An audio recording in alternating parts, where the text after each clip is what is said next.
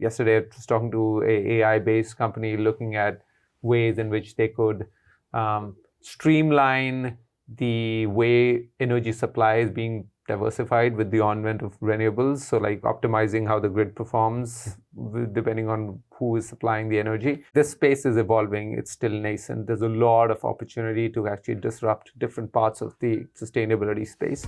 Zach Padgett, partner at Orrick. I'm here with Pankaj Tanwar, Managing Director at CarbonBetter.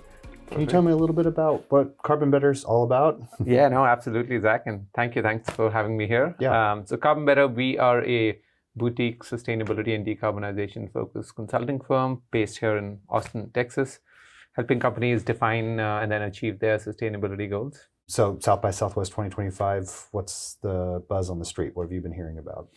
Yeah, so I think the good thing is I've been coming here for a few years. I feel every year the climate and sustainability track has been growing, which I think is a positive thing. This year particularly, one is the need for climate action.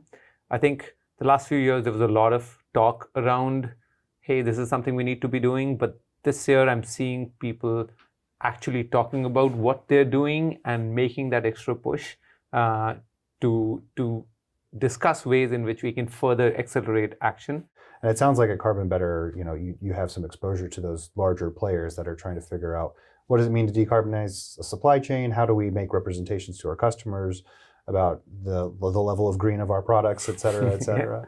Yeah. So what are some of the considerations that go into advising those bigger fish and how they think through leading on climate?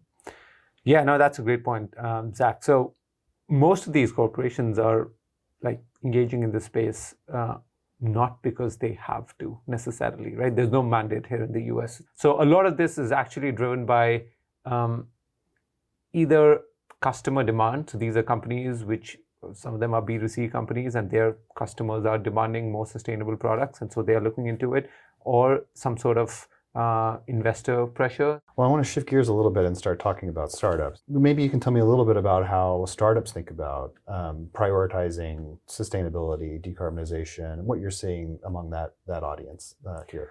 The two main ones which I've talked to a lot is, one is they're basically providing solutions to this space, be it in energy kind of supply, grid infrastructure. Like there's a lot of startups coming in trying to kind of figure out how best to disrupt the space. There's also a tranche of like startups or founders who are creating sustainable products and taking them to market. There's startups which are like coming up with just products and their first product is a sustainable product, right? So it's like, hey, zero carbon or climate neutral X. They're realizing that the younger generation, their both willingness to pay and the demand for sustainable products is just higher in a particular demographic group, which is what they're targeting. And so they're starting with, this is what we want to create. So now, how do we set up our operations to be able to support that?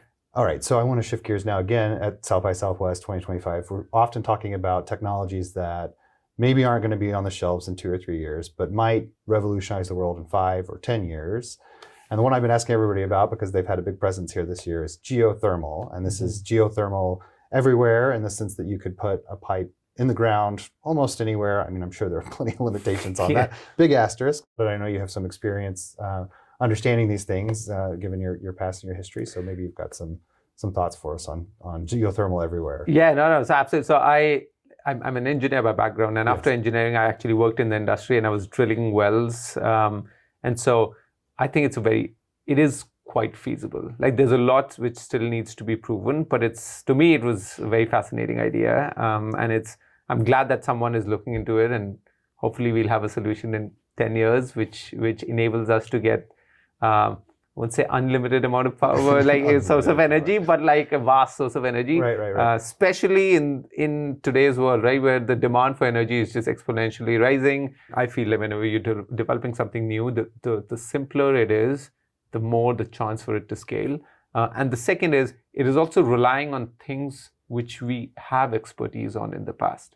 Like we have been drilling wells for a while. So it's not that you're completely developing a new line of work which no one knows or has heard of before. which for me makes it even more promising. Right. Yeah. Yeah. Well, thank you so much. Thanks for having me.